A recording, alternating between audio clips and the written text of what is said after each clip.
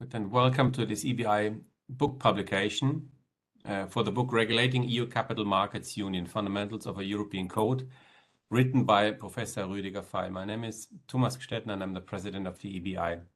Before we start, a special welcome, obviously, to Professor Rüdiger. He's member of the academic board of the EBI and from the University of Munich. And the reason why we have this event, because he's the author of this book. Then also welcome to Professor Christos Gortsos.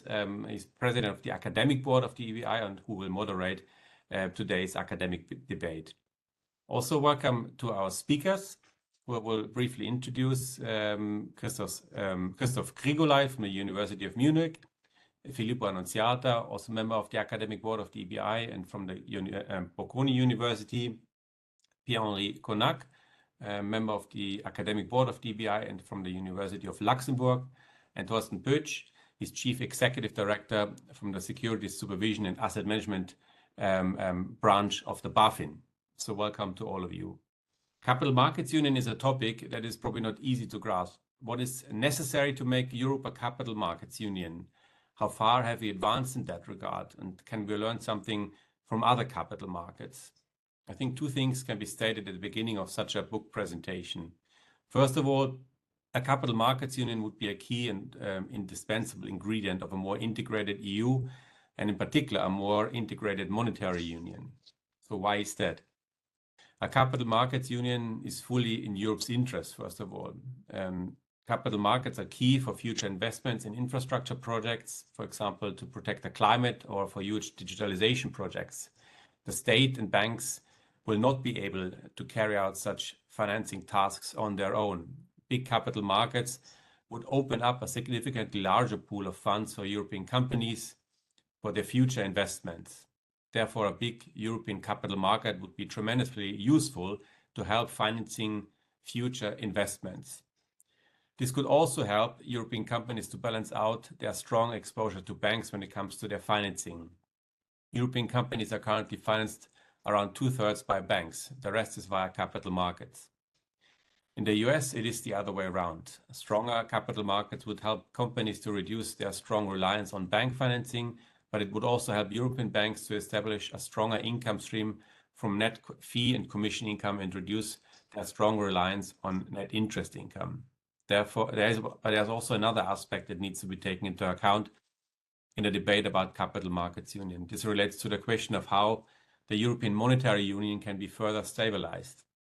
A proper capital markets union would be a mechanism to further strengthen the monetary union through private risk-sharing channels associated with properly functioning capital markets.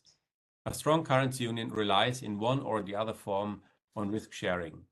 Risk-sharing via tax transfers is obviously highly controversial and usually also less effective. Research from federal states like the US, Canada, and Germany have clearly shown that private risk sharing is by far more effective as a stabilization mechanism in currency unions. Therefore, a capital markets union as a stabilization tool should also be considered very well in a debate about this topic. And now to the second point. Unfortunately, there has been limited progress in achieving a capital markets union in the EU so far. Therefore, I'm very happy that the EBI is taking up this topic today, and thank very much Rüdiger for writing such an important book, which I hope will support the debate about capital markets union. In his book, Professor Feil explores codification as a means of achieving a true single EU market for capital and analyzes the current EU capital markets regime and the role of private enforcement. I very much look forward to this event, the presentation of this book, and then the following discussion in the panel. With these words, I would like to close. I thank all of you for participating in this event. I wish you a very interesting book presentation. And now over to you, Christos Gortsos, who will moderate the whole event. Thank you very much.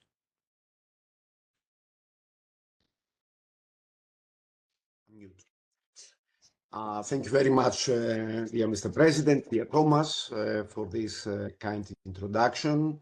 Welcome to all to this very interesting and very promising event on the presentation of a book that has been published by OUP this year, and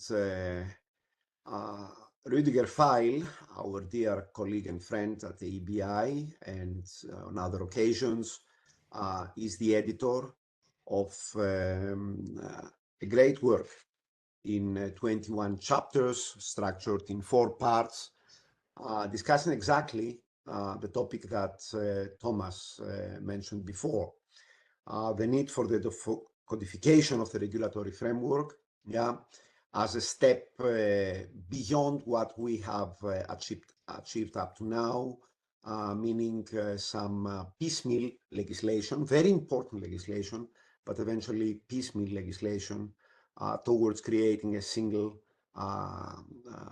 capital markets in the European Union. 21 chapters in volume 1 means that there must have been a tremendous lot of work in order to coordinate, and to come to a robust conclusion. Most of us are very well aware of how much time and effort it takes, not just to publish such a book, but also to make it useful, first of all for its readers, and second, not only for the academia, but also for policymakers, because this is not just an academic book. It goes deep into policy considerations, correct? And this is, in my understanding, the value added. I have this book, and had the opportunity to go through some parts of some chapters, and I think there is a lot into this. Now, codification of the regulatory framework without Europeanization of capital market supervision. This is my question as an appetizer, but I know that others will follow up to that. In our event today, we have the pleasure to have 2 presentations, one by the editor and author, Rüdiger Feil, and a second by his colleague at the Ludwig Maximilian Universität in Munich, Christoph Grigoleit, who is at the same time the author of chapter 5 of that book, on which he will make his presentation. And both will have 15 minutes to develop briefly on the main findings of their work. I assume Rüdiger to give the broad picture, and then Christoph to follow up with a very interesting detailed part of the whole exercise.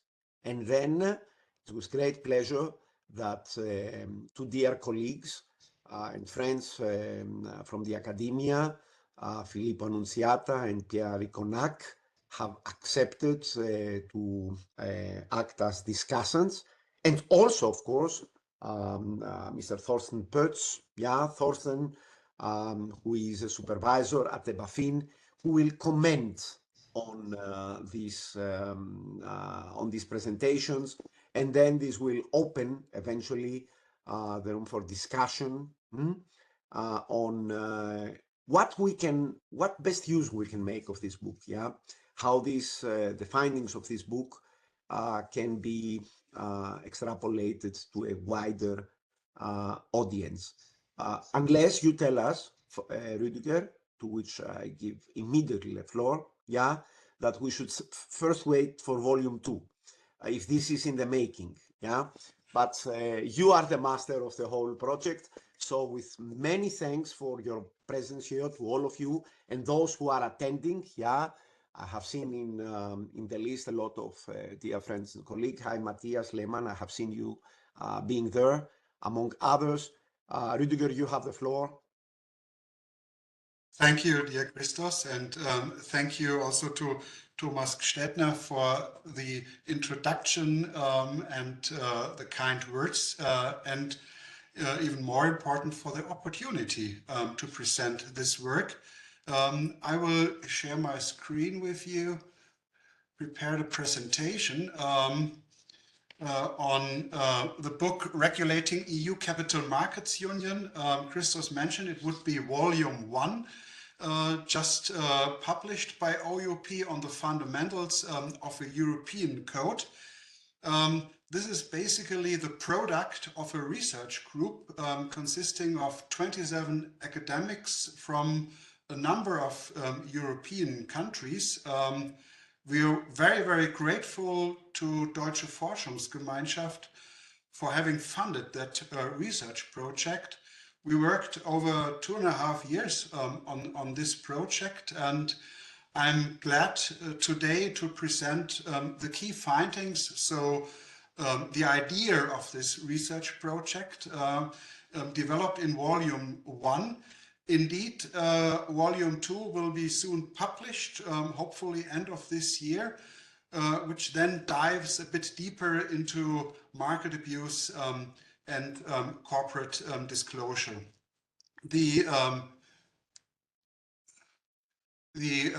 main aim of this research project is to further develop the project of a capital markets union, already highlighted by Thomas Gstädtner. We all know that the CMU is almost 1 decade in the making, but we are still pretty far away from a true single market for capital in the EU.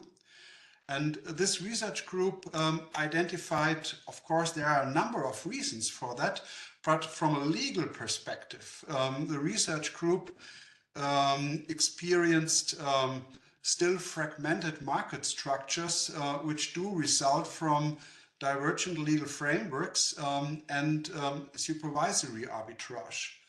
So, and one of the reasons is that the numerous EU single rule books which are in place, from our point of view, they are just simple compilations of numerous technical rules with different degrees of harmonizations. Some follow the principle of maximum harmonization, others of minimum harmonization, accompanied by numerous national frameworks consisting also of level 1, 2, and 3 regimes. So obviously this results in legal uncertainty and unnecessary transaction costs. So these are, I would say, deficiencies of the CMU project right now. And of course, there are a number of ideas how to tackle these problems. Our idea is to develop a European Capital Markets Act. So that would be a code. And this code ideally would be a true single rule book, both in substance and in form, which then would address the problem of regulatory fragmentation. The idea is to improve the accessibility to the law, reduce the unnecessary complexity, and it would be a great opportunity to also develop a consistent framework with a common understanding of key concepts which become relevant in all current EU single rule books. For example, the concept of security in financial instruments, which is relevant in all EU single rule books. And here there is no EU jurisprudence by the Court of Justice in place. And so the task would be here to develop a common understanding of such key concepts. We should always keep in mind, and this is a key message of volume 1, that codification is also an opportunity for regulatory innovation. So to develop different approaches, be it from a comparative perspective, as Thomas Gstädtner mentioned, the US securities regulation we have looked at, but also from an interdisciplinary perspective. And maybe even more important, this is a true European story.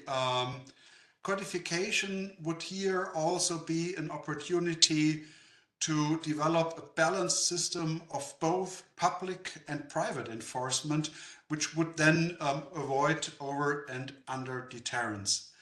This is a key theme of Volume 1, will be a key theme of Volume 2 again, and therefore I'm very grateful that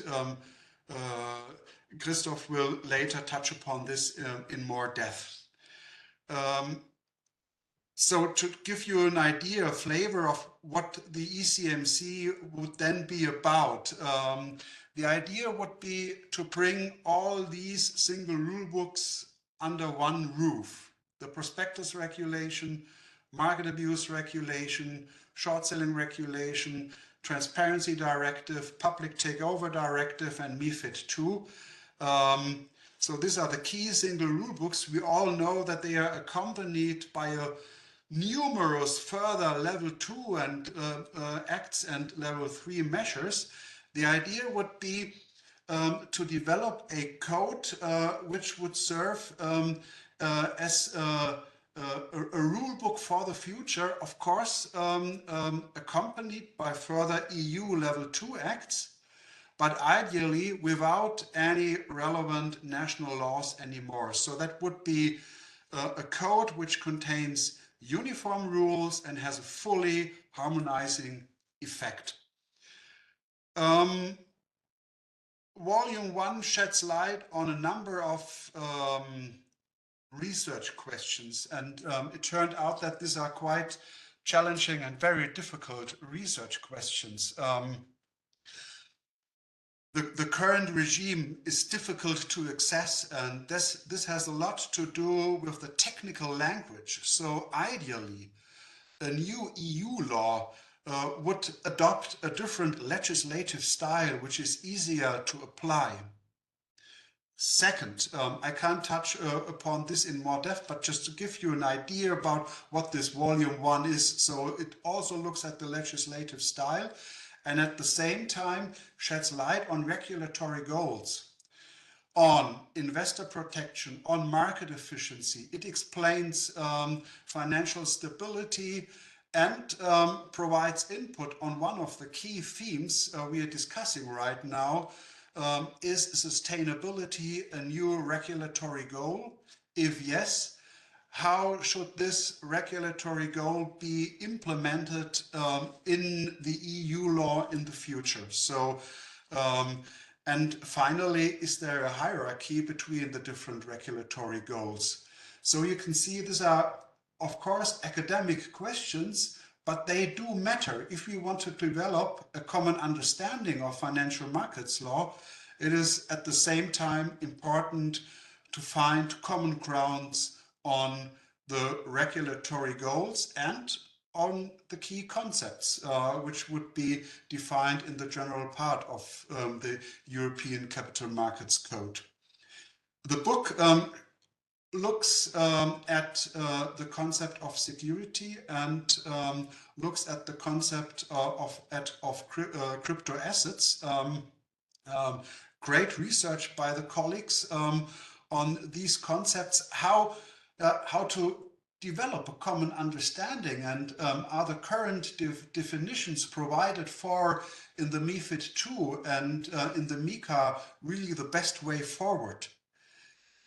A further issue which this book looks at is proportionality. The current framework provides one set of rules for all issuers and market participants, and we doubt that this is the best way forward.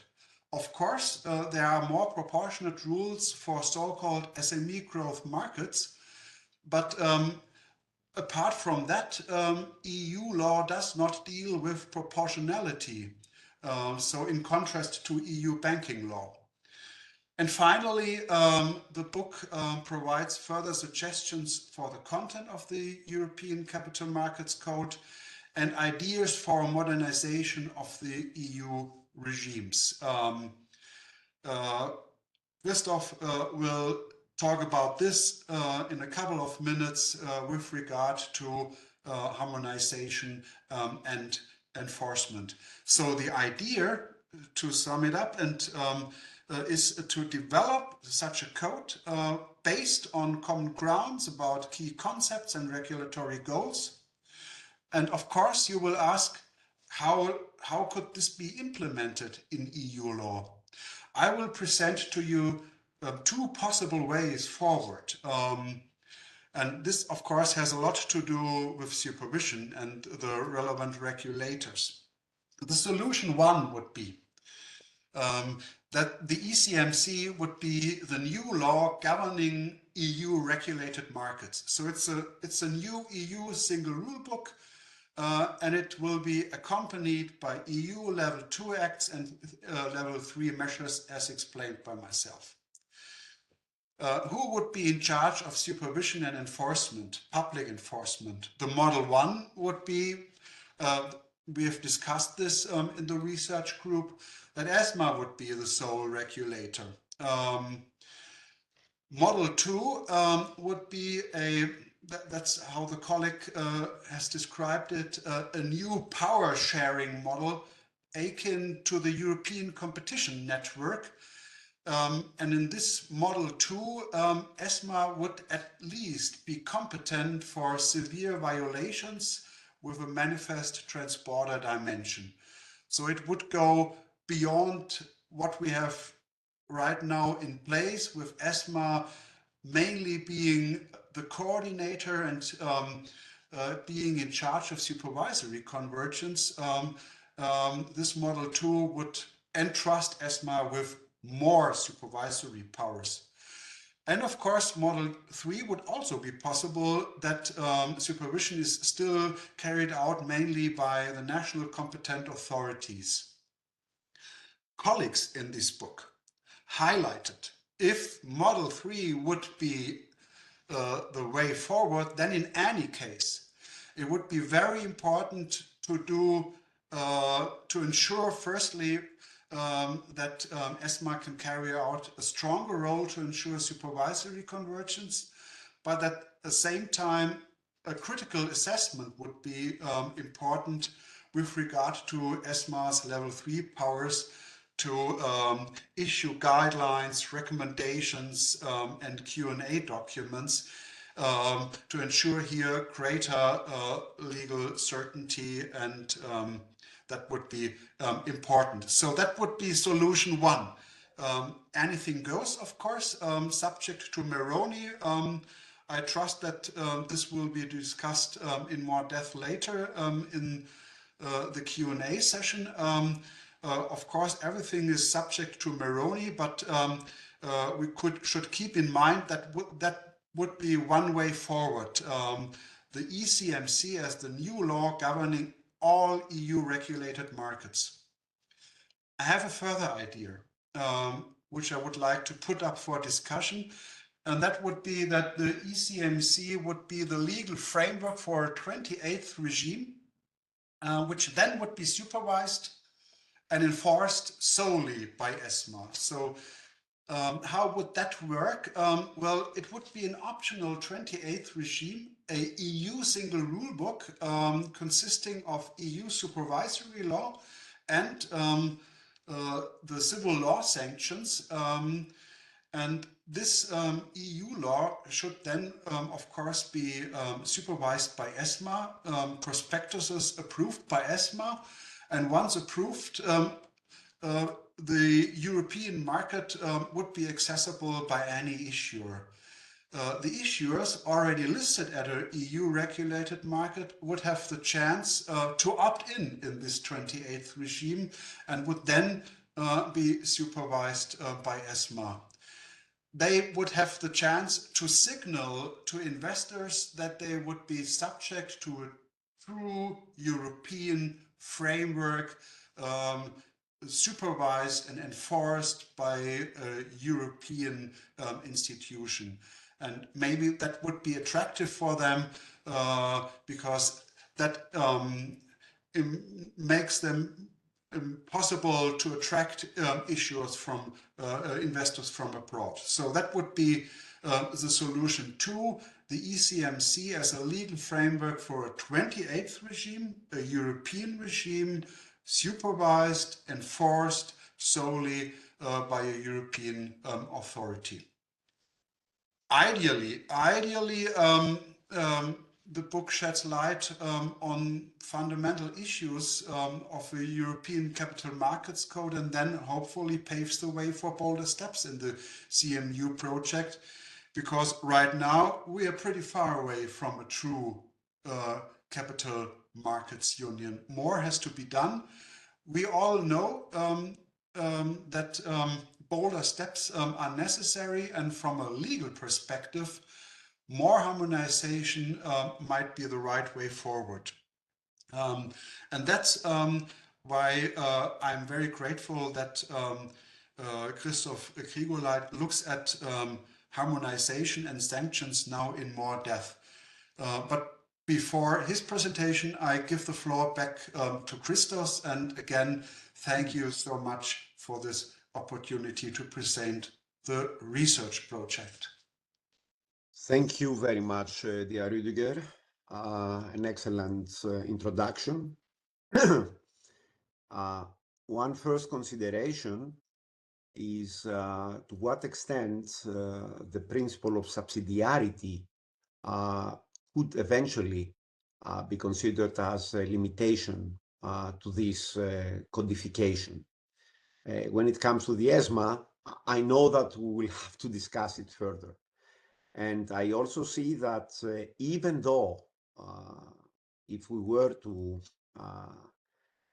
end up to a certain level of higher degree of harmonization, through regulation, the fact remains that there are some elements in which the harmonization might be under the treaties still difficult. And I'm thinking immediately of the sanctioning regime in terms of criminal sanctions, where the level of the power to harmonize is more limited.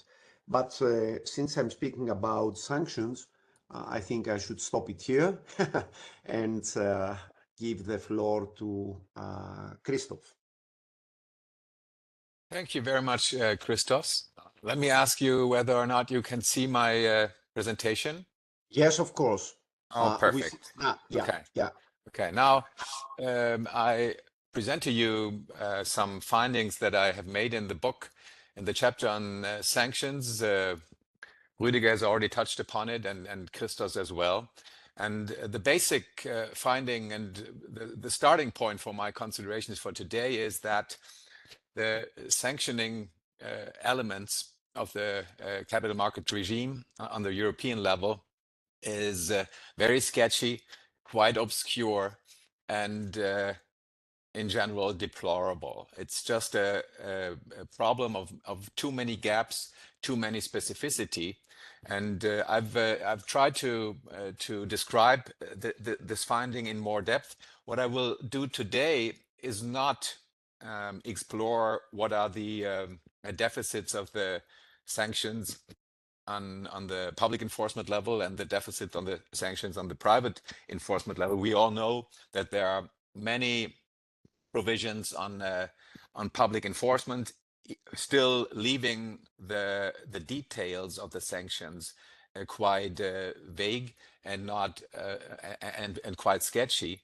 While on the private enforcement in the private enforcement area, we only have very few provisions and very few settings on the European level. So this leaves us with the problem that we have a lot of duties, many duties and very little sanctions, very little specificity on the sanction side. And what strikes me is that this the separation of duties and sanctions diminishes the legislative equality, as the sanctions are the clue to the effect of the law and the clue to the purpose-means relation that is essential for the rationality and the legitimacy of the law. I usually take this in the rocket parallel, and in these difficult international times, I would like to stress that, I mean, I'm talking about civil rockets and not military rockets. So if you launch a rocket, if you, let's say, prescribe a duty, would you not want to know where it may come down? you not want to think about where it comes down when you define the duty? Would your knowledge of where it will come down not influence the conditions of launching? Wouldn't it influence the speed, the angle, and the form and the size of the rocket? So this reflects on the general issue of quality of legislating without specification of the sanctions. So what are the results? Some I've already hinted at. The general idea in my presentation and my chapter is that once you leave gaps, large gaps with regard to the sanctions, you have control deficits at the legislative level. You have on the judicial level the risk of excessive or too little sanctioning, underweighted sanctioning. And you have, of course, legal insecurity, the risks of litigation, the risks of violations are incalculable. While if you look at the private enforcement area, opportunistic rent seeking may be promoted. So all these issues are obviously in conflict with the objective of harmonization, and even more so with the objective of full harmonization. So the starting point for any improvement, for any perspective of more comprehensive legislation would be a thorough analysis of the relative suitability of public and private enforcement. This is something that we are still missing research on, and we definitely miss a public and a academic discourse on this question, because it's so important in not only in capital markets law but also in other areas of the law. So we all know the relative benefits and downsides of public and private enforcement, but it's always important to clear them up when you decide where to direct the sanctions at. So public enforcement has this advantage of being independent from individual incentives and has more flexibility in adjusting sanctions to the context of the transgression. This potential of flexibility is particularly important where, as we see it in capital market law quite frequently, where vague standards of duties have to be fulfilled, have to be specified. And this may be one of the reasons why public enforcement is dominant, at least on the legislative setting right now. Private enforcement, of course, has benefits as well. It is independent from public resources and political influence.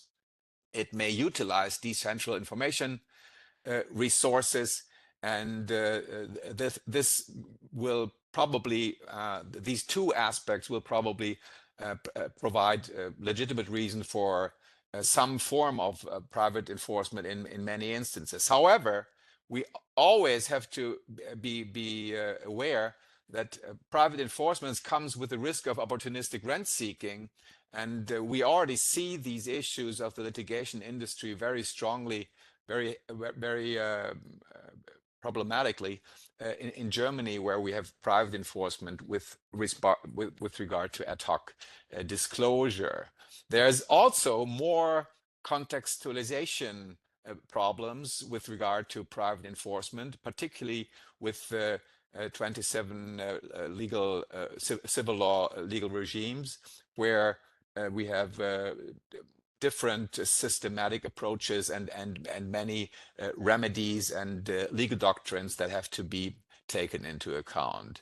So on the whole, I would say that it is important to get this alignment issue, this assessment, this relative assessment issue into the public and into the academic eye, and make it a legislative task to deal with it, because you may academically and on the judicial level solve the problem of private law sanctions in some time, but you will probably not solve the issues of public enforcement, and therefore not the alignment of public enforcement with private enforcement on a solely judicial level. So this alignment is a legislative task. We have too little of this alignment in the CMLL provisions, and the general tendency should be the more relevant the common good is in particular duty and sanctioning context, the more public enforcement is preferable. Also, as I already said, the vaguer the standards that we have to apply, the more preferable is public enforcement, because to specify vague statements of the law involves a risk of opportunistic rent seeking, while the more a certain duty is referring to private interests and is potentially formulated in a quite specific way, then it may be preferable to turn to private enforcement. So let me go further. The public law sanctions that we see, I will not go into them in any detail, may be looked upon with two directions. One important direction, as I said, that vague standards tend to, from my perspective, tend to be better suited under a public enforcement regime. I would say that even in this regime, it may be interesting, it may be productive to turn to proactive standards under which the authorities, the supervisory authorities, can proactively align their views and actions with the enterprises. Also, Rüdiger has also touched upon it, there will be no harmonization and definitely no maximum harmonization if we stick to the decentralized model. The flip side is, if we want to have more harmonization, more legal certainty, we have to shift more competencies to the ESMA. The more complicated issue, even more complicated issue of sanction defining is the specification of private law sanctions. This is probably the most crucial and intricate task in European CML, because the civil law contexts are so complicated, as I've already pointed out. However, I think there should be a general setting on the European level concerning the if of private law sanctions. This leaving the whole area of private law sanctions open is something that does not work well with regard to legal certainty and also with regard to harmonization. So the EU legislator should take a well-considered decision about the potential, and he should either come to positive or to negative settings. With negative settings, I mean that the legislator may very well say that certain duties are not by themselves suited for private law sanctions, thereby limiting the scope for the ECJ, for the European Court of Justice, to derive any demands of civil liability from them, as we've seen some rulings that derived civil liability from the principle of effectiveness. This may be dealt with on the legislative level by what I call negative settings. Positive settings, of course, would be directed at establishing private law sanctions directly at the EU level. I think that should be thought of as well in order to achieve more legal certainty. As to the positive provisions, they should have certain minimum standards. If you only provide for damages claims, then you will have no harmonization, you will have no legal certainty. Therefore, we have some minimum standards, like the parties have to be defined. There must be something like a minimum degree of responsibility that must be defined in order to achieve legal certainty.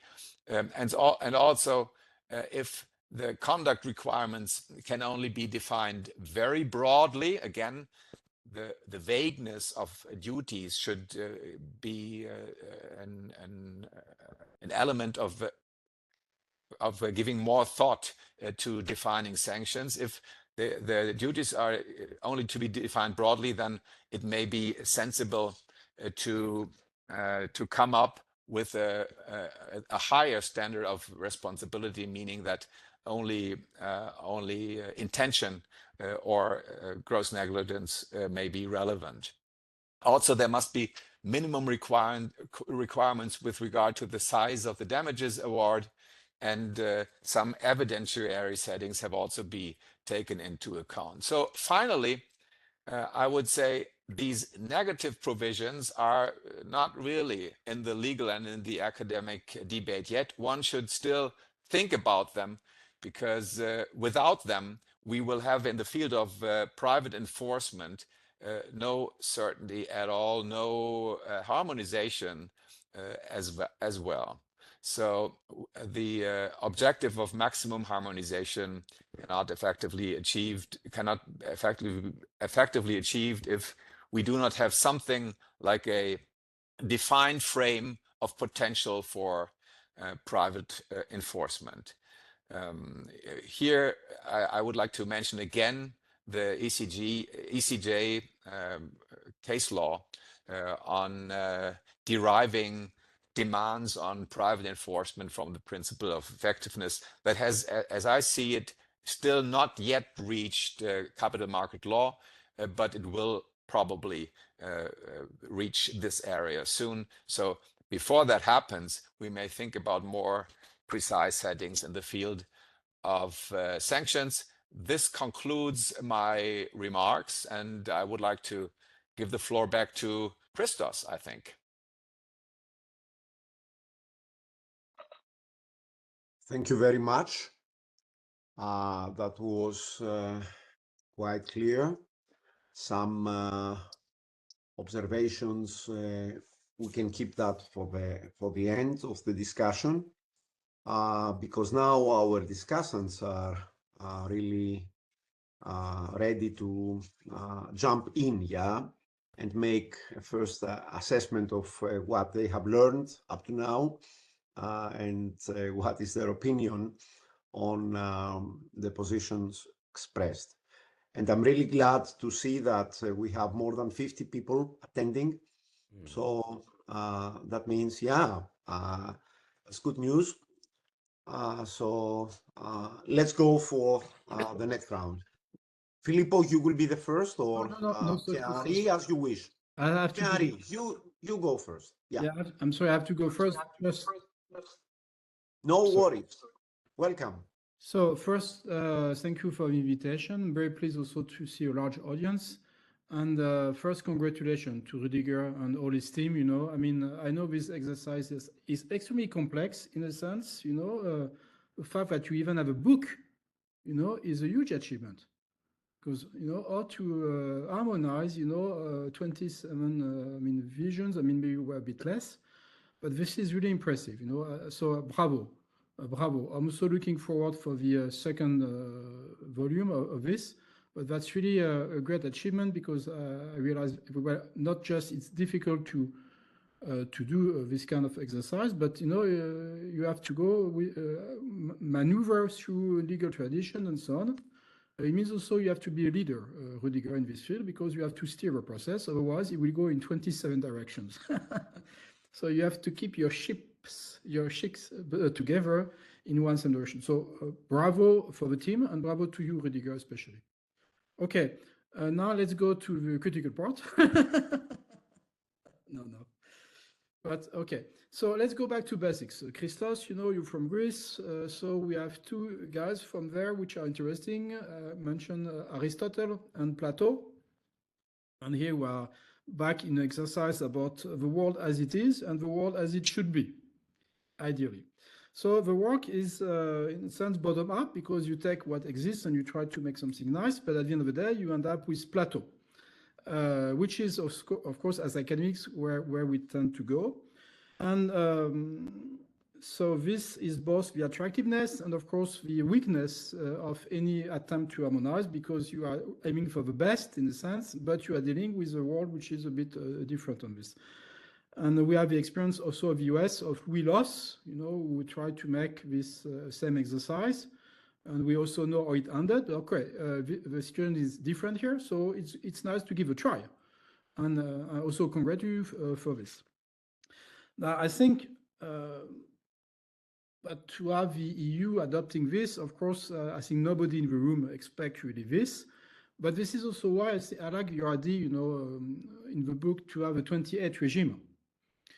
Because then this makes it a bit, more palatable to the authorities. Because I mean, if I'm completely honest, I mean, I don't see the EU Parliament Commission, harmonizing this way, but still, it's very valuable. It's not what I mean, but politically, I don't see this happening. Okay, if he can change, if Rüdiger becomes, the next head of a commission, then I'm with regret. But otherwise, it will be a bit difficult. But in any case, what I found quite interesting here, it's a toolbox, because you found so many great ideas, in the book. So it doesn't mean it comes like, a full Platonic, text which falls on earth, but it's actually more Aristotelian in the sense that, although it presents as Platonic, because you can find many ideas, and I found some ideas there which I found quite, workable, interesting. And in any case, this gives a roadmap also to the EU legislator, because it's full of ideas where you can, and it gives the legislator also the direction where you can harmonize. So this also reminds me of the European Model Company Act project, which I'm also taking care of, where basically we do the same exercise for company law with the same difficulties. That's why also I realized. And we have no expectation, although there's one member state interested, to basically have someone using this. But it's very useful for research, for academic, and also for policymakers, because it gives them lots of ideas and gives them where is the path maybe of least resistance, in a sense, if you want to do. So this is, I think extremely useful for enlightening the Commission and the policymakers about what, could work with current intellectual structure.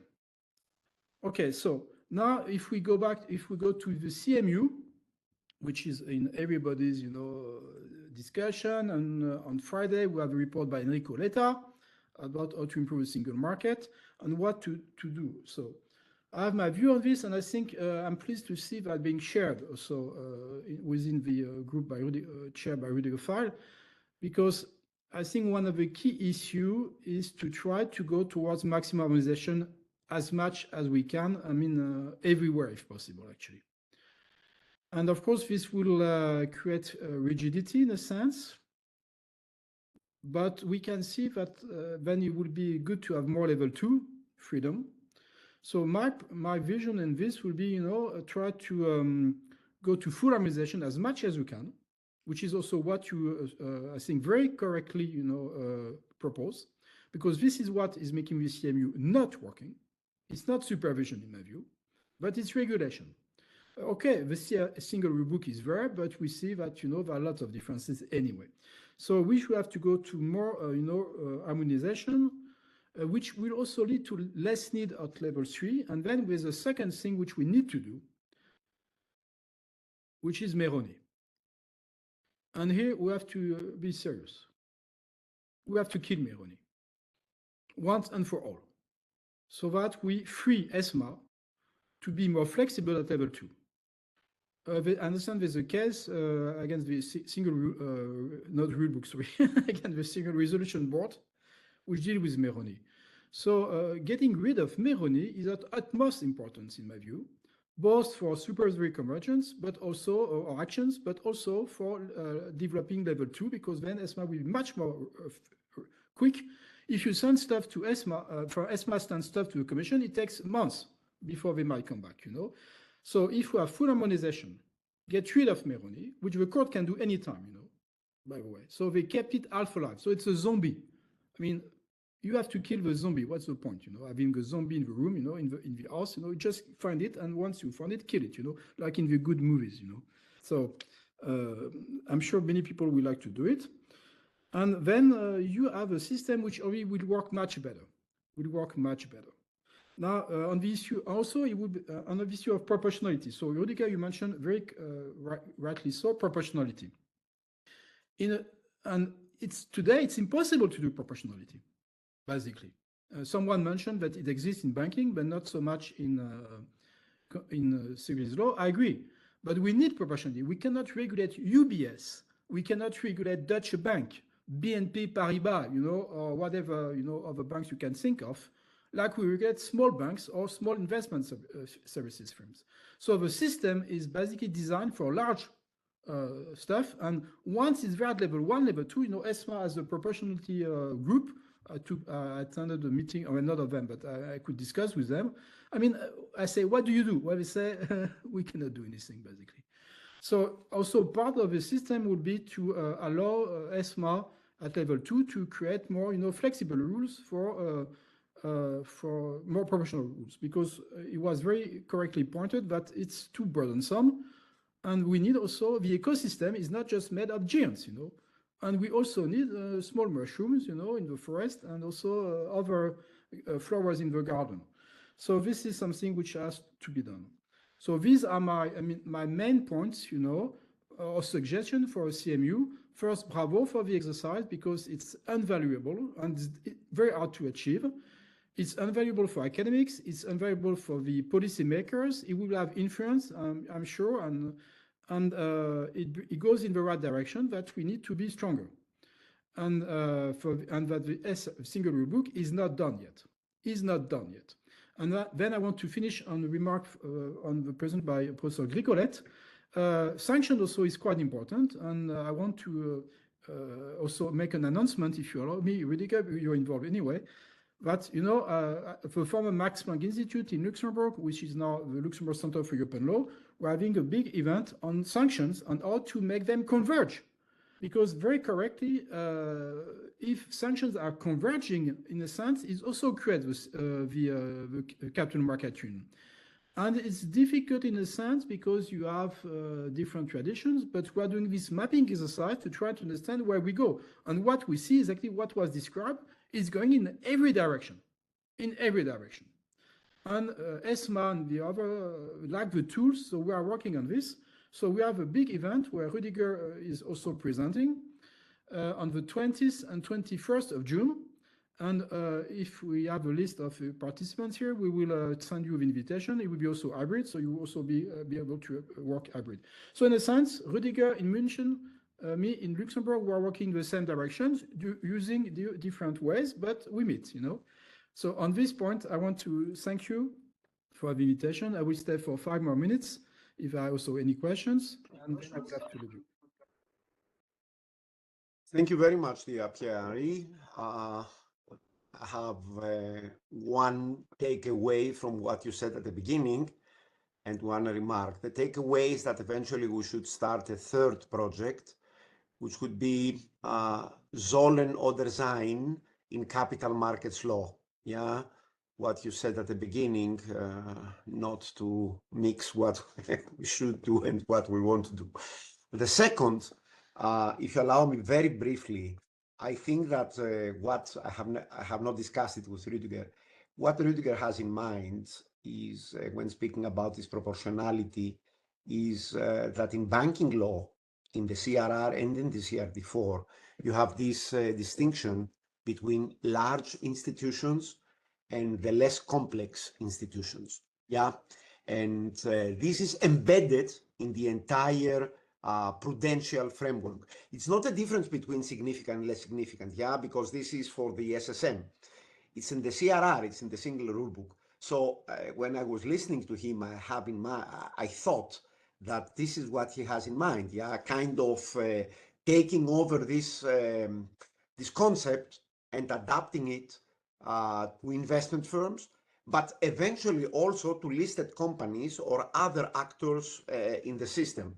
Yeah, mutatis mutandis always. Yeah, this is what came to my mind, and I see that Rüdiger kind of not disagrees with what I said. Yeah. Okay, great. Thank you so much, Pierre-Henri.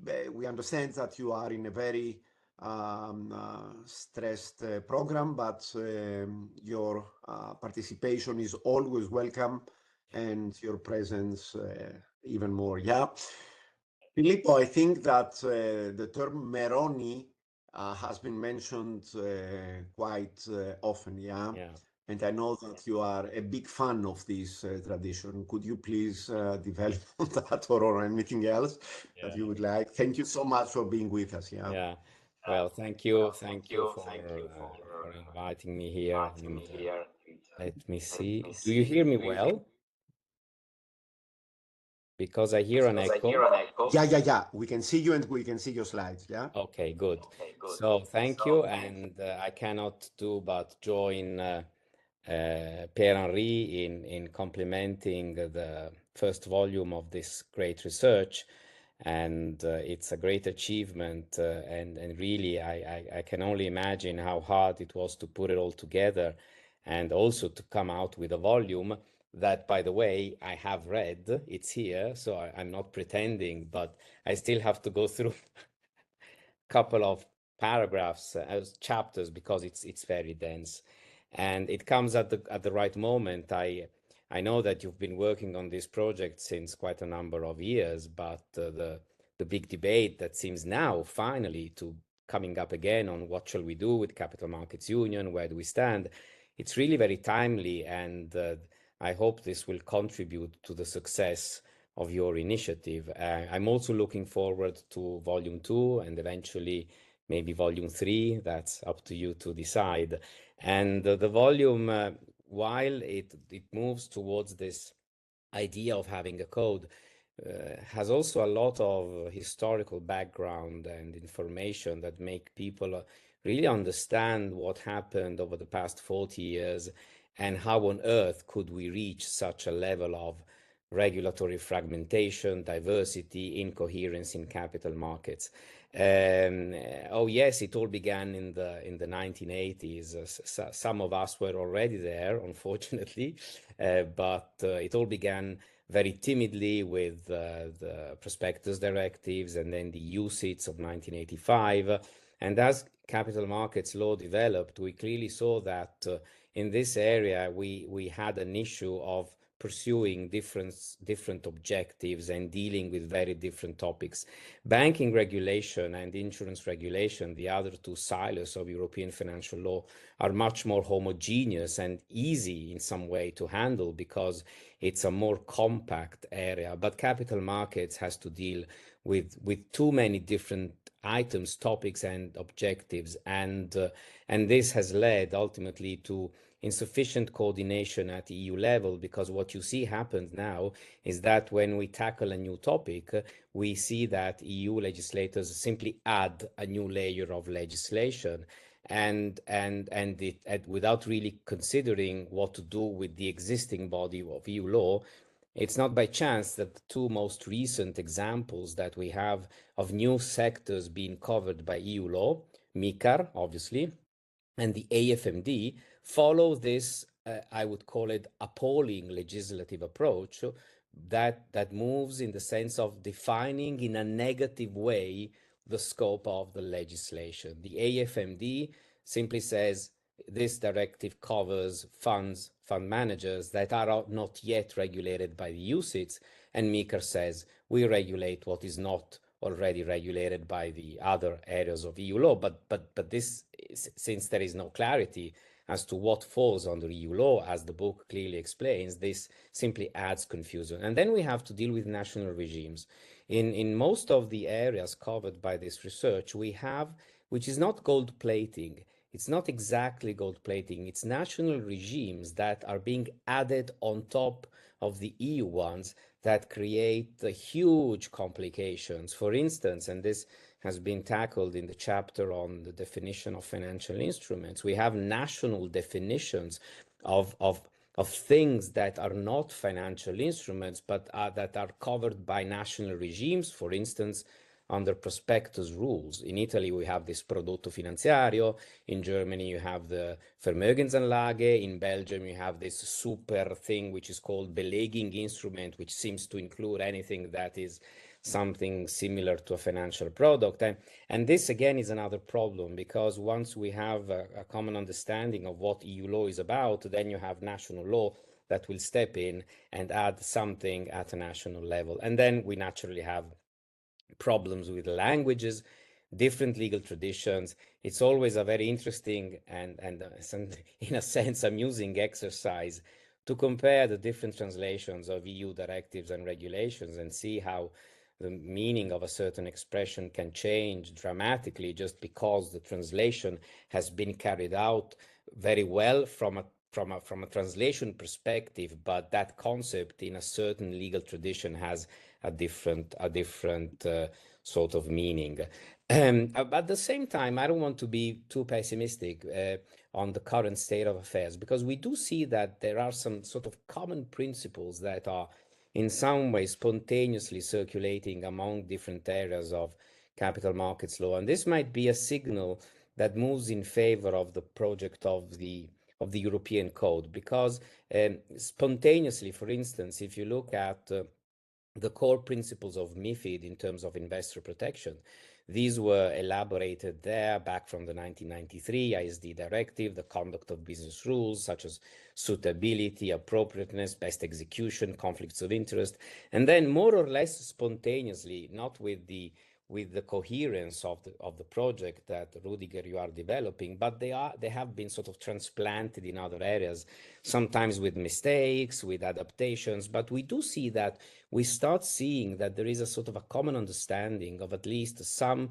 fundamental principles that we can use in not just in capital markets, but even beyond that in financial regulation. So this is one of the reasons why, as you are aware, we decided to launch a project which is now finally moving its first steps within the European Banking Institute that might lead to sort of draft a very broad, high-level EU charter of what would be the fundamental rights of a user of financial services in the EU. Most of these fundamental rights would come from MiFID, but would also include, for instance, the new ESG concept that is some way cross-sectoral at the same time. So this is reassuring, because I think you are at the right moment. From a political standpoint, the discussion is sort of kicking up again, but also if you look at what we have this spontaneous harmonization in certain areas of EU law. But I fully agree with what I read in most of the chapters. The first and greatest problems that we have is with definitions and taxonomy. It is really disturbing to realize that we, after many years of capital markets regulation, we do not really know what an investment fund is, for instance, or what investment advice is under MiFID. What is a financial instrument? And by the way, what is a crypto asset? What is a trading venue? And, you know, the catalog can be as long as you wish. And in this respect, maybe you could consider in the further stages of the project to look at investment funds law as well, because that's a very important part of capital markets regulation. And I think that in that area, the code could be, again, a great exercise to rationalize.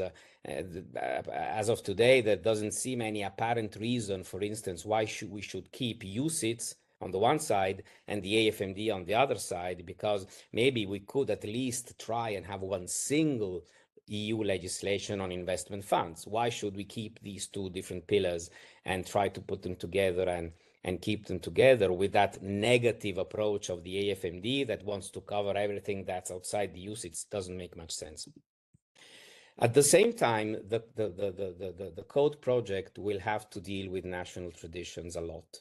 And I'm a bit concerned about what I would call the national antibodies that are always there to counteract or sterilize the effects of harmonization. And these antibodies that are the enemies of our capital markets code include the courts, the interpretation that national courts would give to these EU concepts, especially in the absence of a strong harmonization by the Court of Justice that in capital markets, apart from market abuse, hasn't really said much. that would help us. Academia is another problem because those who worked on the code have a very European approach, but when you start looking at national traditions, it's quite different. Market practice is different. We already talked about private law remedies being fragmented, and then the problem of national gold plating, both in the sense of true EU gold plating, but also of the national regimes. And again, I would like to resort as the most significant example to the chapter on transferable securities and financial instruments, which is a great exercise that says that. Now, for instance, let us suppose that we finally reach an agreement on what is a financial instrument or product under EU law. That definition would inevitably include sub-references to what is a share, what is a bond, what is an instrument similar to. I'm following the MiFID approach, assume. Now, but the answer to this question is based on national law. What is a share according to Italian law is not necessarily the same under French law or German law. And then when you exit the most traditional forms of financial instruments that companies can issue, and you start seeing how material these differences are. So there is a danger that the general definitions of the code are then sort of shattered, and they have these antibodies that would try to destroy them. And I'm very much concerned about the need of combining the project of the code with a more bottom-up approach in the more traditional comparative law sense, looking at national traditions, putting them together and see whether there is a common understanding on which to build the capital markets law, because I'm afraid of these antibodies being very strong. And then just to conclude, beware of the oracle and its comparative law methods, because the oracle, the Court of Justice, is a great absence in capital markets law. We do have a lot significant jurisprudence in market abuse, but in other areas very little. But I think that this role of the Court of Justice will develop as MiCAR comes into force, because that's an area where the court might be called upon to interpret. And then naturally we have the ghost of Meroni and Romano behind this, which leads us to the idea of centralizing supervision. And I share Pierre-Henri's concern on that. Centralizing supervision without fixing the current state of legislation will not work properly. And this is why the code can give a great contribution in this direction, because it's really looking at sort of harmonizing substantive law. And then we can think about centralizing supervision, because if we do it as it is, as some proposals seem to say at the moment, I think that it won't work, and that the antibodies will actually take care and destroy completely what we're trying to do. So thank you again very much, and congratulations again for your project. I think you also have a lot of work to do to keep it alive and up to date. Thank you. Thank you very much, dear Filippo. When it comes to Meroni and Romano, I don't want to take a stance on that. Simply to identify a significant difference here, having the ECB as a supervisor in the banking sector, correct, whose powers are based on the treaty. As simple as that. How can you bring the ESMA without an amendment of the treaty, or any other body who would eventually succeed the ESMA, to have the same powers as a supervisory authority as the ECB? And we know from banking that even the fact that the supervisory board is not mentioned in the treaties, because the organs of the ECB are numerus clausus in the treaty, leads to let the regulator to provide that the final decisions in terms of supervision are not being taken by the supervisory board, but by the governing council, even in a body which is a European institution, So in that respect, I have my doubts to what extent and under what conditions the ESMA would not be an efficient supervisor. I have no doubt about this, whether the legal basis is there, yeah, and whether eventually a fourth proposal could come up in your slide there, yeah, Rüdiger, that eventually you could think of developing on a potential modification of the treaty, even though I understand that this goes very much beyond what is reasonable to expect in the coming months. Just a consideration which is more or less based on the experience from banking law. So, thank you, Thorsten, for having waited for so long, and you have taken the pleasure of listening to 5 academics, yeah? And now it's your turn as the supervisor to give us your wisdom on this topic. Thank you very much for joining us, and you have the floor. It's a pleasure. Thanks. Thanks, Christos. I hear some echo. Hope this will go well. Ah, yeah, that's fine. Right. First of all, thanks, Rüdiger and colleagues. Thank you very much for the opportunity to participate in this booking launch. Now, we've learned a lot during the last hour or so. We've heard about rockets. We've heard about zombies, we've heard about oracles, we've heard about the ghosts of Moroni, we've heard about national antibodies, and beware of academia. That was on one slide as well. So therefore, I'm fully aware of that. I'm in a dangerous zone right now, but nevertheless, I'll try to make my way forward as a supervisor always does. So first of all, when I received that book, I was intrigued. I was intrigued because although it's said that you never judge a book by its cover, isn't that a nice book? It's so green, so calm, so simply giving you a good feeling. Now, if you take a closer look at the interior of the book, what you'll see here, you will have a sort of science fiction novel in here. This science fiction novel giving you, first of all, the idea of this codification of a European capital market. And the question is this really science fiction? And when I remember my younger days, when I was a student in Munich, I did my last homework on a typewriter because a computer wasn't invented yet or not public.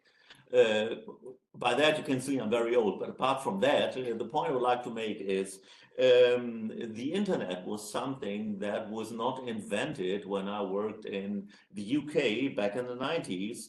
And cell phones, the idea of being able to carry cell phones around and checking the not yet invented computer stuff was also something unheard of, unthought of. So therefore, I think this is very worthwhile, this whole idea of codification. And I don't think it is just science fiction, but it could very well be in a couple of years that we end up in that situation. Now, bearing that in mind, why do we need that? We need that because we need it for the future of the Capital Markets Union, and because we have to find a solution for the fragmentation of the capital markets. Why do we have it? Because the answer is quite simple: competition. We have competition, very strong and severe competition between the different capital markets, and Europe has to act very swiftly and has to be very precise in order to give the right answers to all the competing capital markets. A couple of things that fall into place if you take a closer look at the book. And I've read a couple of these chapters, not all of them, because it's too big, almost 500 pages. But if you take a closer look, all the right questions are answered. And the first question that comes to mind is, do you have the constitutional framework for that? And Jörn Axel Kemmer, who's also in the book launch here as well, I've seen his name back there. Hi, Alex. Asked all the right questions, and the question has already come up. How about regulation versus directive? And the clear answer is, on a political level, it has to be a regulation. because a directive always is problematic when transforming international law. The question is, can you really make such a book a regulation? Now, there's lots of interesting thoughts on that particular point in that chapter. If we take a look at other chapters, you will have some very, very worthwhile thoughts by Christoph Grigoleit, the sanctions and degree of harmonization stuff that's in there, and we've all heard a lot about that as well. Indeed, sanctions are a very important thing. You have control and you have to have sanctions. Otherwise, all these kind of regulations do not work. That is very, very simple, and that's my personal experience being a supervisor for quite a number of years now. If we take a look at other questions that are being addressed, the regulatory objectives, Rüdiger and yourself in the second part of it, also very interesting, and investor protection questions as well, and of course a question on financial stability. But what is very interesting is that the sort of the latest, hottest topic, number one on the playlist, is also here ESG, sustainability. Nobody knows where this will end, but what we've seen is a hugely and rapidly evolving legal framework that we as supervisors have to deal with. The question is, what are the kind of regulations that you're having? And we have the taxonomy regulation, we have the SFDR regulation. The question is, are these the right answers to the questions that are being proposed? And in a little bit, well, I doubt it a little bit, and I think the next commission will work exactly at that point, and we'll have to go back and we have to ask ourselves, are we giving the right answers to all these questions?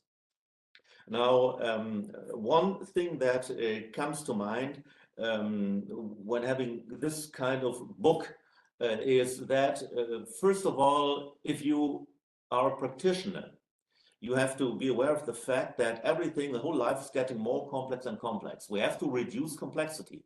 So therefore, I think if you have such a legal book as a unified codification, this inherently should reduce complexity, and that is one of the overall sector. And that is one of the most important bits and pieces that we should work forward on. Then we have other questions, for example, cutting red tape.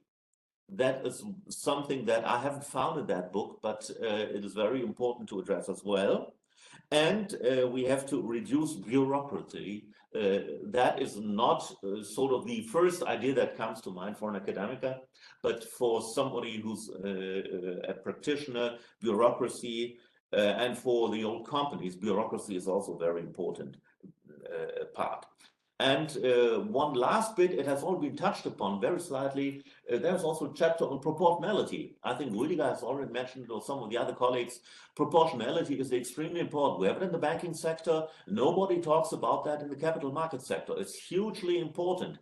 If you're doing disproportionate regulations, if you're creating a regulation that is not proportionate, we will not end up the competition game. That's quite simple. Now, because time is running up, let's just mention two or three more things. First of all, we have to have supervisory convergence. That goes without saying. This means we have to have rules that everybody applies the same way. Ideally, these rules should be the same. So this speaks loud and clearly for kind of regulation, not for directive on the one hand. Then second thing that I would like to mention, maybe this has been mixed up in the discussion today, is that harmonization is not centralization. This is something different. Harmonization does not mean centralization. You can still have different different supervisors in a harmonized system. So do not mix up these two items. And the last point is, in the end, it all boils down to criminal law. We're talking about insider dealing, we're talking about market manipulation, and we're talking about behavior that is not accepted and that often lead to criminal questions. So the old question is, can we harmonize on a regulational level criminal law? And we all have to make a big question mark on that, but we have to do some more work on that particular bit.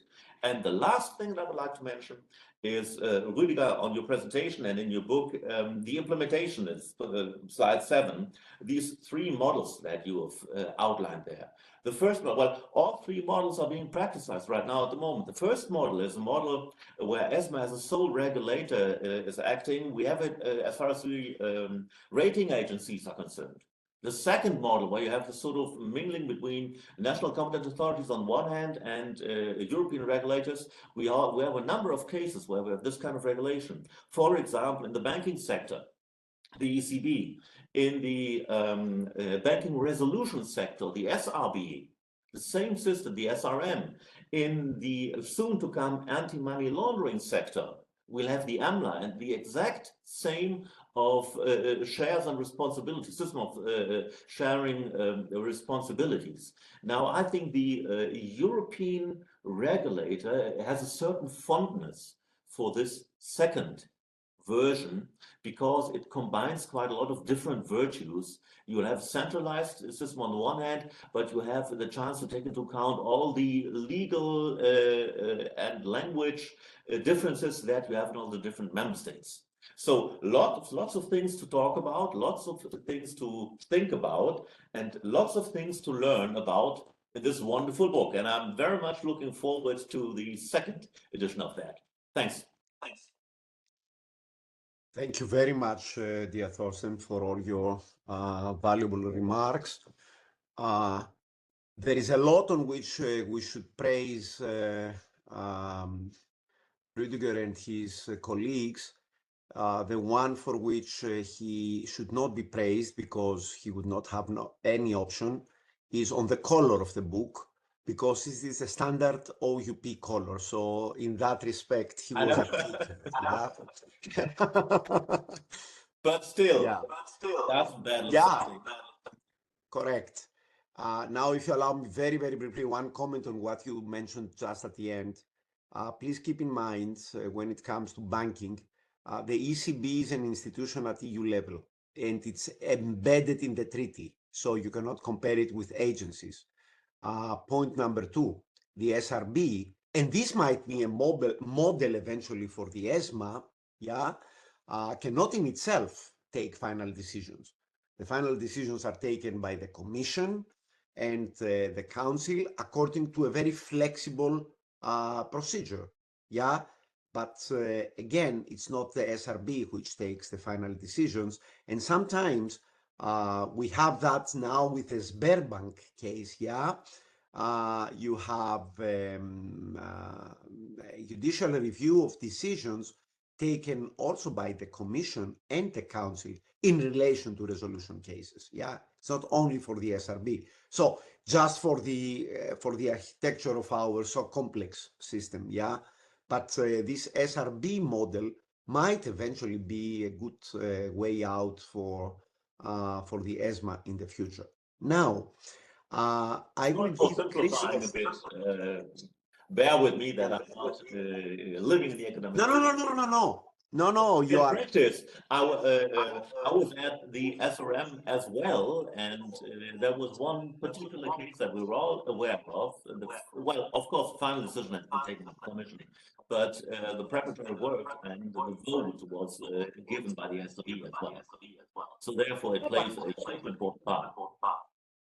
No matter whether you are a lawyer or not, you are thinking in common sense terms, and you see an SRB there, and you are asking yourself why not have that in the capital market. That this is your reaction.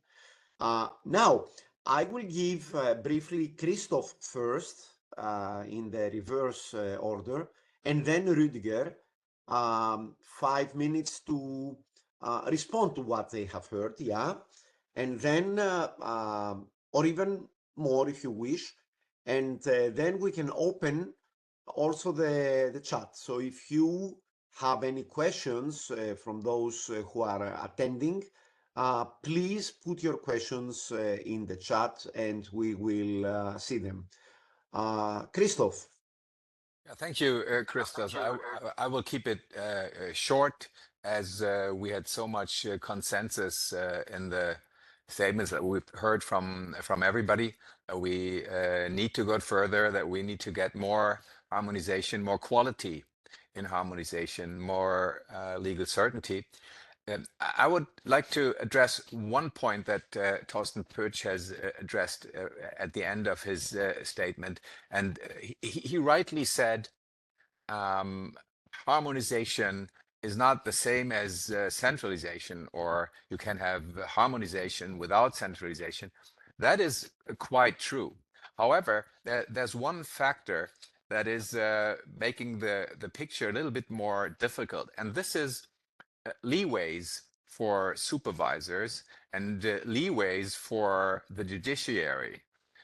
The more leeways you have in the law, and I have to say that again, we have so many leeways with regard to legal sanctions. The more leeways you have, the less harmonization you get from decentralization, or in other words, the more you have a risk that decentralization will be in conflict with harmonization. So while you're perfectly right, you have to add this idea that the conflict exists when you allow for leeways.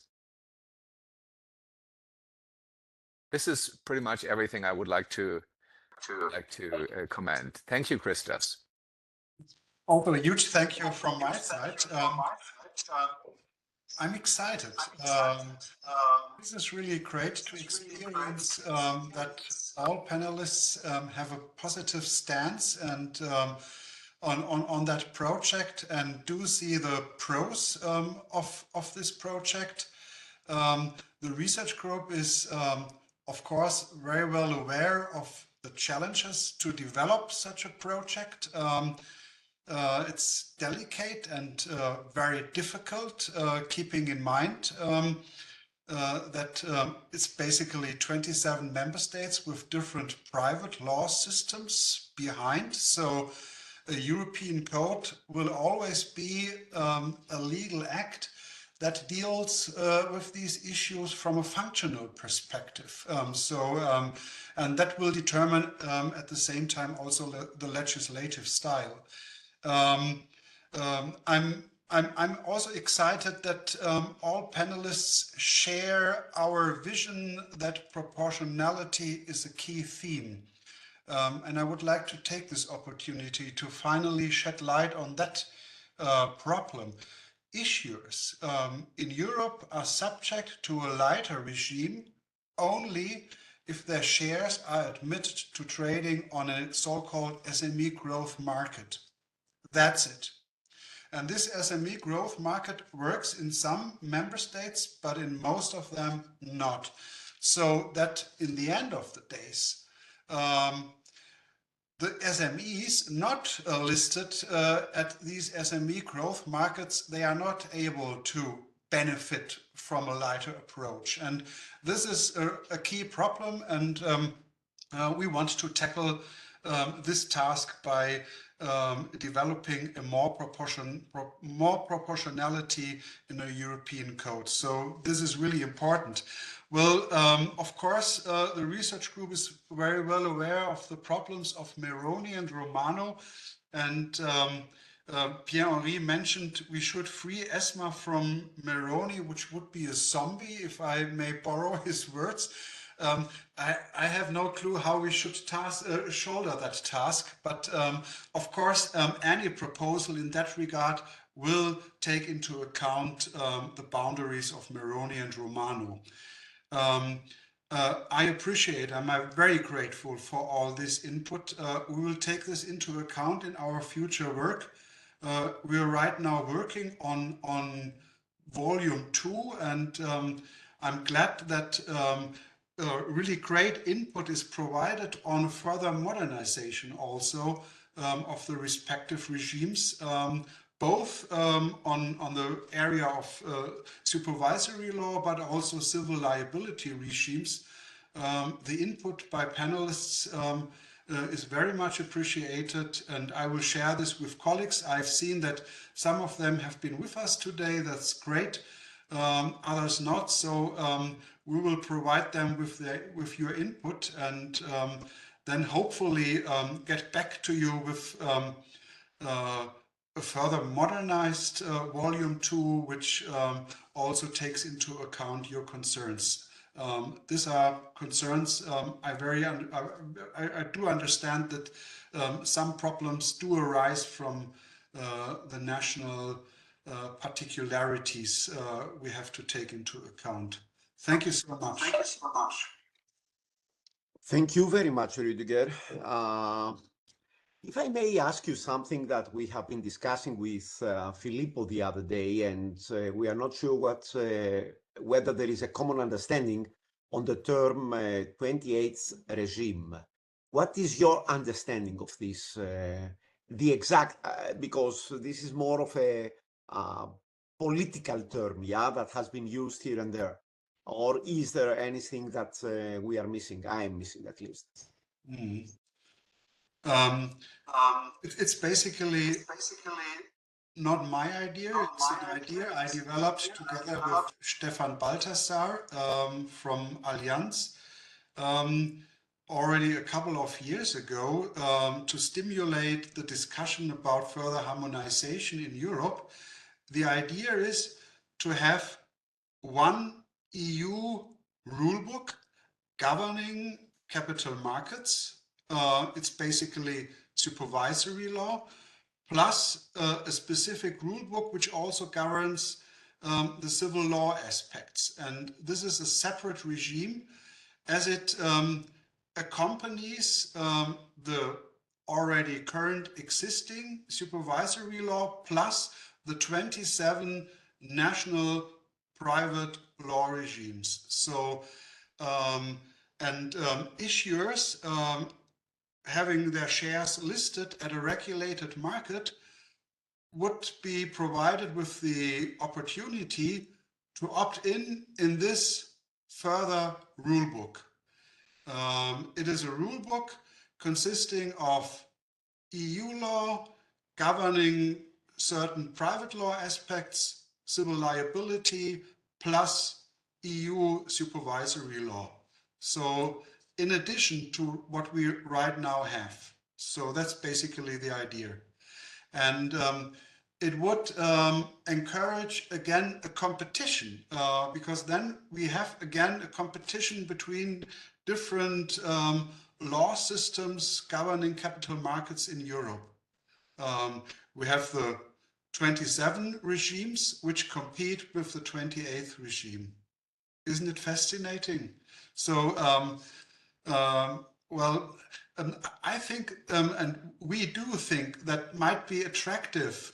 It might be attractive for issuers to opt in this regime, because these issuers then signal to institutional and private investors, look, we are subject to a true European regime. You may trust that there is no regulatory capture, as it is governed and supervised and enforced by a European authority. So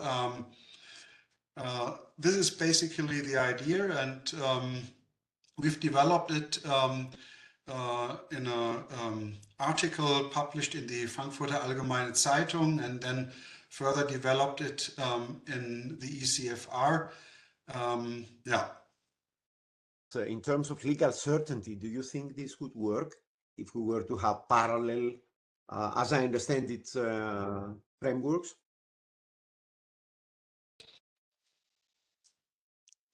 Yes, it's a question of communication to markets and to institutional investors.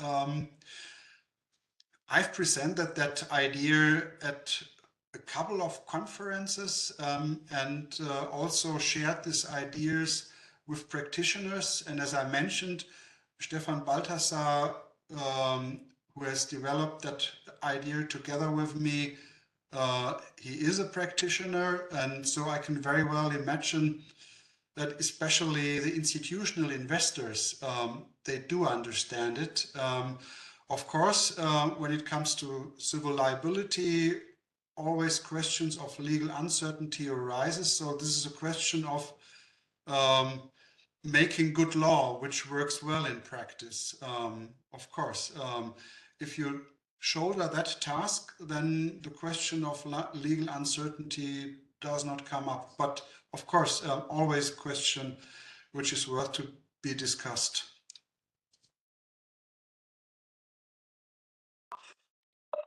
Thank you. We have 2 questions in the chat.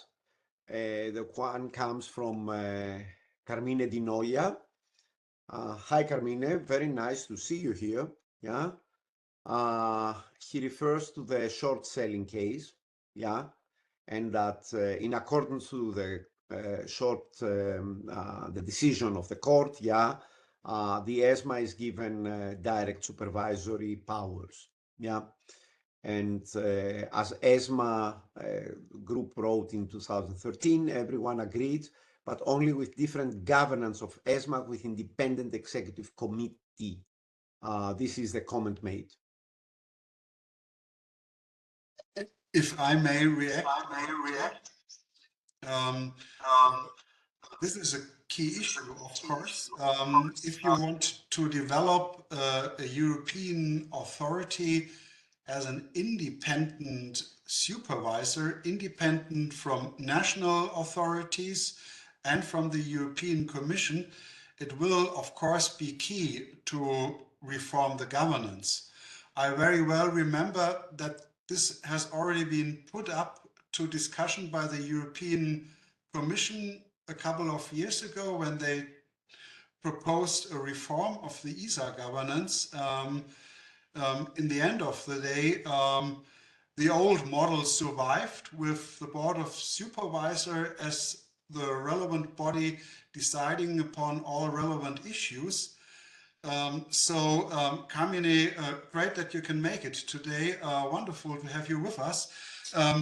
Well, if we want to go this step further, then we have to also discuss a reform of the ESA's governance, and in particular ESMA governance. This is a key issue, of course.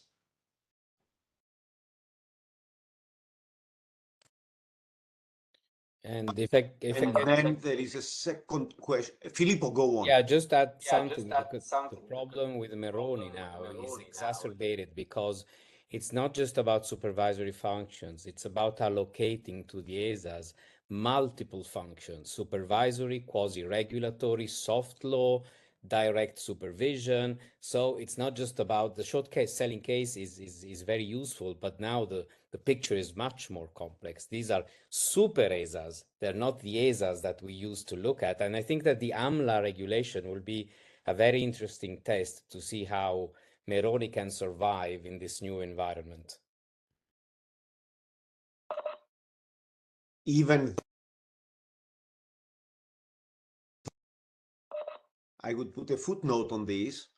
You have a super ESMA, you have a enhanced EBA, but when it comes to insurance, we have no centralization whatsoever.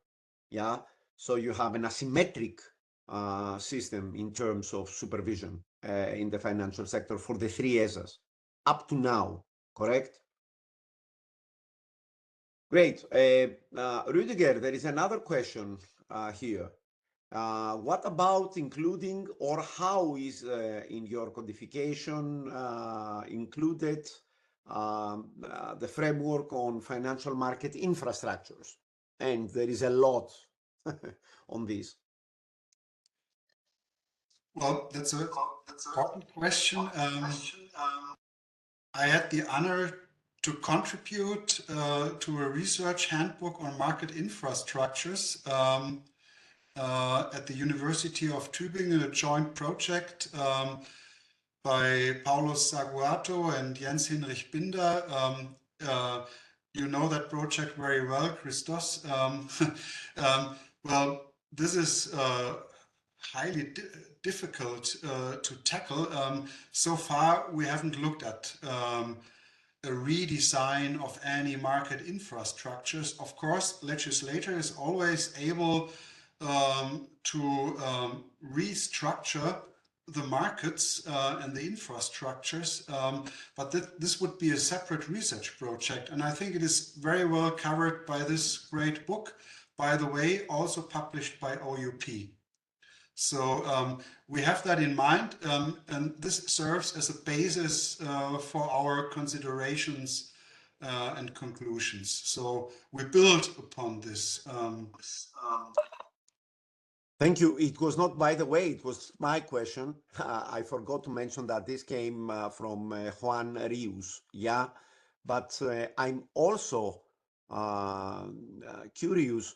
What is the perimeter at the end of the day, yeah, of this codification? Because there are so many other aspects that could also be included, yeah? For example, would you also include parts of MiCAR into this? Question mark.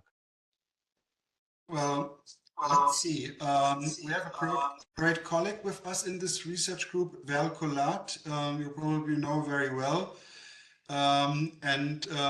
She pleads for integration of all regimes which deal with the distribution of financial products.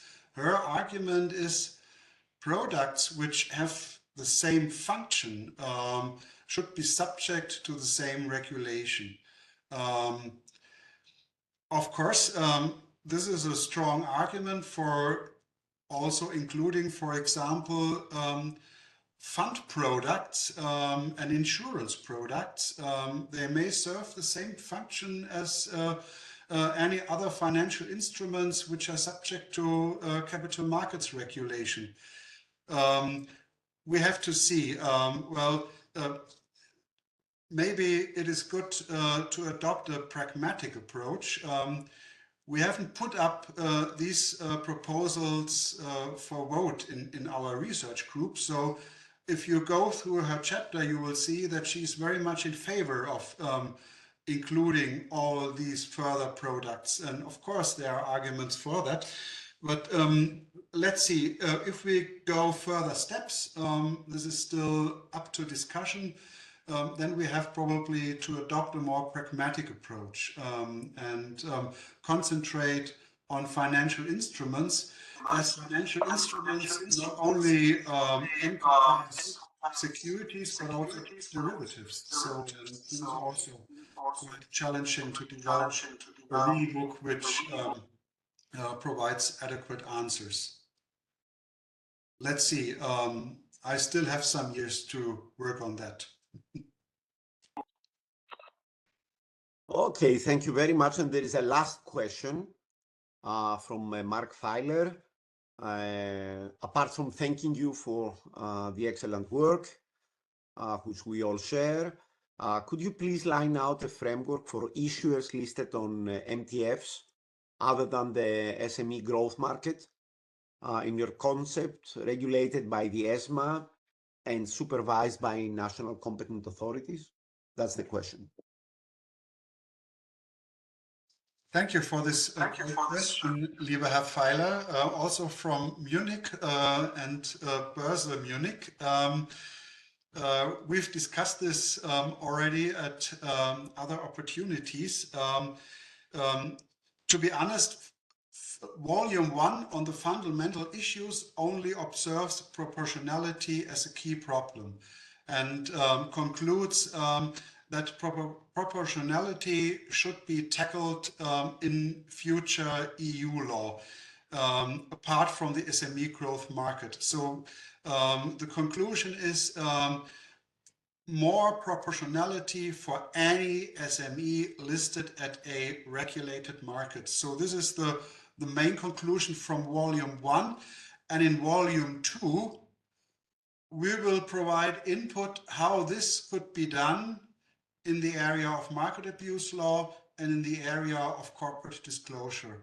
So there will be further future results on that issue, but they are still under discussion, to put it this way, and therefore maybe I can share this entre nous when we meet again in Munich. But for now, I'm not able to provide specific ideas on that.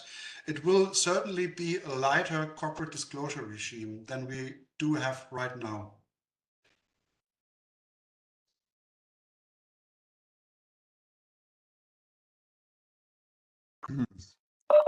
We are almost 2 hours here, yeah?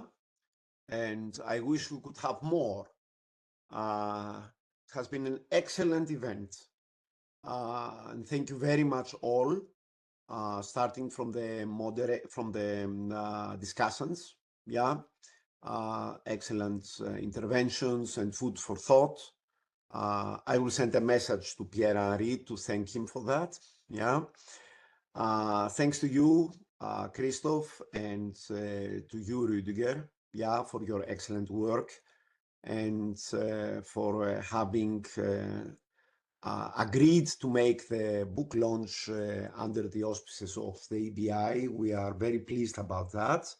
Many thanks to the audience. We still have at that time 30 people, yeah, which is great.